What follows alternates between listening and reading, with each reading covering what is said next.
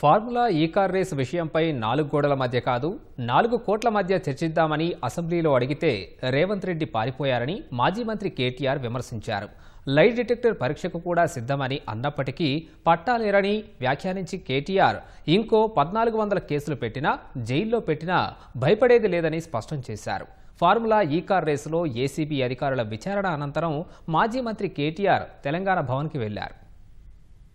మళ్ళా పోయినాం. ఎందుకంటే చట్టాన్ని గౌరవించే వ్యక్తులుగా, న్యాయస్థానాల మీద నమ్మకం ఉన్న వ్యక్తులుగా నువ్వు ఎన్నిసార్లు పిలిస్తే అన్నిసార్లు వస్తా అని చెప్పిన పొద్దున్నుంచి 9 గంటలు ఒకటే క్వశ్చన్, అటు తిప్పడుగుడు ఇటు తిప్పడుగుడు, తిరులమరలేసి మరల తిరులేసి అడిగిందే అడిగి నేను కుల్లం చెప్పిన ఇప్పుడు హరీష్ రావు గారు చెప్పినట్టు ఈడికెళ్ళి ఎట్టి పరిస్థితుల్లో ఫార్ములా ఈ రేస్ పోవద్దు అని చెప్పి మొదటి సంవత్సరం విజయవంతంగా నిర్వహించిన తర్వాత రెండో సంవత్సరం కూడా ఈడనే ఉండాలి అని చెప్పి ప్రభుత్వ పరంగా విధానపరమైన నిర్ణయం తీసుకొని మరి కొంత డబ్బులు చెల్లించినాం. 1 రూపాయి కాదు కదా, 1 పైసా కూడా అవినీతి జరగలేదు.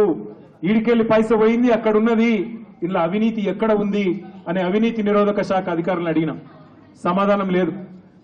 బెబ్బెబ్బే ఏంది అంటే ఫైల్ ఇటు పోయిందా, ఇటుకెళ్ళి పోయిందా, నువ్వు కుడి చేపులకి వెళ్ళిచ్చినావో పైసలు, ఎడమ చేపులకి వెళ్ళిచ్చినావో పైసలు అని చెప్పి పనికిమాలిన ప్రశ్నలు తప్ప, చిట్టినాయుడు రాసిచ్చి పంపిన ప్రశ్నలు తప్ప ఏమీ లేని విషయం. అందుకే నేను మొన్న చెప్పినా మళ్ళీ చెప్తున్నా, ఇది లొట్టపీస్ కేసు, ఈయన ఒక లొట్టపీస్ ముఖ్యమంత్రి. ఏది కాదు వీళ్ళతోని ఏం చేయరాదు. పరిపాలన చేత కాదు, ప్రజలకిచ్చిన హామీలు నెరవేర్చే దమ్ము లేదు. అందుకే దద్దమ్మ రాజకీయంతో ఇవాళ తప్పించుకునే ప్రయత్నం చేస్తా ఉన్నారు. మొన్ననే మన నాయకుడు పెద్దలు తెలంగాణ సాధించిన నాయకుడు కేసీఆర్ గారిని కమిషన్ ముందుకు పిలిచిండు. అంతకుముందు హరీష్ రావు గారిని కమిషన్ ముందుకు పిలిచిండు. ఆయనకున్నదంతా ఒకటే షోకు, నేను నెల రోజులు జైలున్నా లుచ్చా పని చేసి వీళ్ళని కూడా పెట్టాలి కొన్ని రోజులు, అదొక్కటే ఆయన షోకు. ఆయనకున్న పైశాచికానందం అదొక్కటే.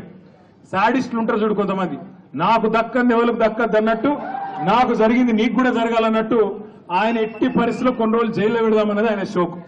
అందుకే నేను ఇలా అధికారులకు కూడా చెప్పిన, మీకు పైకి వెళ్ళి రావచ్చు ఆదేశాలు, ఇప్పటికే దబ్బన వస్తే పెట్టుకోర్ర పోయి ఏముంది, మీరు పంపితే కూడా 15 రోజులు వదిలేస్తా, ఏమున్నది మంచిగా రెస్ట్ తీసుకొని వస్తా అని చెప్పిన.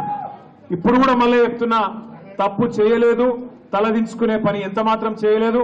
తెలంగాణ ప్రతిష్టను పెంచే పని చేసినాం, తెలంగాణ ప్రతిష్టను ఆకాశం స్థాయికి తీసుకుపోయే పని చేసినాం తప్ప తప్పు చేయలేదు. అది కాళేశ్వరం ప్రాజెక్టు కావచ్చు, ఫార్ములా ఈ కావచ్చు, ప్రపంచంలోనే అతిపెద్ద లిఫ్ట్ ఇరిగేషన్ ప్రాజెక్టు కాళేశ్వరం. అందులో చేయని తప్పుకు ఇవాళ కేసీఆర్ గారిని హరీష్ రావు గారిని పిలిచి వాళ్ళని అక్కడ ఇబ్బంది పెట్టే ప్రయత్నం, మన నాయకులు కార్యకర్తల ఆత్మస్థైర్యం దెబ్బతీసే ప్రయత్నం అక్కడ కమిషన్ ఉంది. ఇక్కడ ఏసీబీ అని పెట్టి మరి ఇక్కడేదో జరిగిపోయిందని చెప్పి ఏ కరప్షన్ జరగని ఒక కేసులో యాంటీ కరప్షన్ బ్యూరోని ఇన్వాల్వ్ చేసి మా ఆర్ఎస్ ప్రవీణ్ అని చెప్పిండు, నా చరిత్రలో ఇంతకంటే తుపేల్ కేసును ఎప్పుడు చూడలే, 26 ఏళ్లు ఐపీఎస్ అధికారిగా పనిచేసిన ఇంతకంటే తుపేల్ కేసు నా జీవితంలో చూడలేదని చెప్పి వారు కూడా చెప్పినారు. అంటే ఇట్లాంటి కేసులు పెట్టి ఏదో సాధిస్తాను రేవంత్ రెడ్డి గారు అనుకుంటున్నాడు. నేను రేవంత్ రెడ్డికి చెప్పేది ఒకటే, నా మీద ఇప్పటికే 14 కేసులు పెట్టినావు, ఇంకో 1400 కేసులు పెట్టుకో, అవసరమైతే జైల్లో పెట్టుకో, ఏమన్నా చేసుకో, భయపడేది లేదు. తెలంగాణ కోసం ఆనాడు జైలుకు పోయినాం, ఇవాళ అవసరమైతే తెలంగాణ ప్రతిష్టను పెంచడానికి తీసుకున్న ఒక నిర్ణయం వల్ల మళ్లీ జైలుకు పోవాల్సి వస్తే కూడా భయపడేటోడు ఎవడు లేడు. నీ ఉడత ఊపులకు ఎట్టి పరిస్థితుల్లో భయపడం. నేను మిమ్మల్ని అందరినీ కోరేది ఒకటే, ఇదేంటంటే డైలీ సీరియల్ లెక్క అయిపోయింది. ఎట్లా అంటే ఒకరోజు పిలుచుడు, కూర్చోబెట్టుడు, 9 గంటలు ఆడ కూర్చోబెట్టి ఛాయ్ దాయిపించి ఏం చెప్తాం సార్, ఇక మాకు పైకి వెళ్ళే ఆదేశాలు ఉన్నాయి, ఏం చేయాలని పాపం వాళ్ళు కూడా ఇక ఏం చేయాలి తెలియక అడిగిందే అడుగుతాను. అందుకే నేను మీకు కూడా రిక్వెస్ట్ చేసేది ఒకటే, మనం అందరం కూడా కాన్సన్ట్రేషన్ చేయాల్సింది, మనందరం కూడా పార్టీగా ఆలోచన చేయాల్సింది, దృష్టి సారించాల్సింది 2-3 పనుల మీద. ఒకటి, ఖచ్చితంగా మరి మనం రాబోయే స్థానిక సంస్థల ఎన్నికల్లో ఒక్కొక్క ఊర్లో బరి గీసి లైన్ గీసి ఒక్కొక్క కాంగ్రెస్ పార్టీ నాయకుని ఫుట్బాల్ ఆడు ఎట్లా కాంగ్రెస్ పార్టీని చిత్తుగా ఓడగొట్టాలి లోకల్ బాడీ ఎలక్షన్ లో, దాని మీద దృష్టి పెడదాం. రెండవది, ఈ నెల 21వ తారీఖున కాళేశ్వరం ప్రాజెక్టు ప్రారంభించి సరిగ్గా 6 సంవత్సరాలు కాబోతా ఉన్నది. 2019 ఆనాడు జూన్ 21 నాడు మాన్యులు పెద్దలు మన తెలంగాణ తొలి ముఖ్యమంత్రి కేసీఆర్ గారు కాళేశ్వరం ప్రాజెక్టును జాతికి అంకితం చేసిన రోజు జూన్ 21.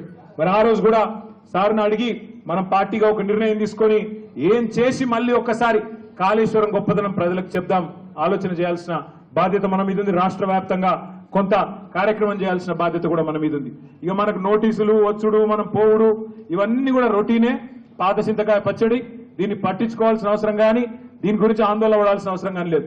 పెడితే గిడితే 15 రోజులు జైల్లో పెడతాడు, పైశాచిక ఆనందం పొందుతాడు తప్ప వాడు పీకేది ఏమీ లేదు. లొట్టపీసు భయపడేటోడు ఎవడు లేడు. రేవంత్ రెడ్డి గుర్తుపెట్టుకో, నీలాగా లుచ్చా పనులు చేసి 50 లక్షల బ్యాగులతో దొరికిన దొంగలు ఎవరు మా పార్టీలో లేరు.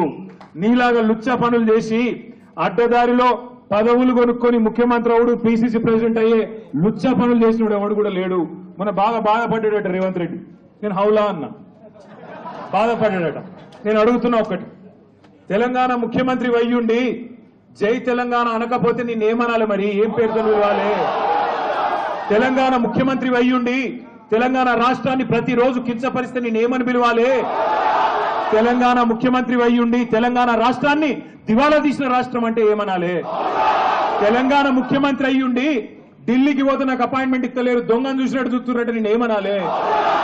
తెలంగాణ ముఖ్యమంత్రి అయ్యుండి చెప్పులు ఎత్తుకపోతాడేమో అని భయపడుతున్నారు అంటే ఏమనాలి నిన్ను?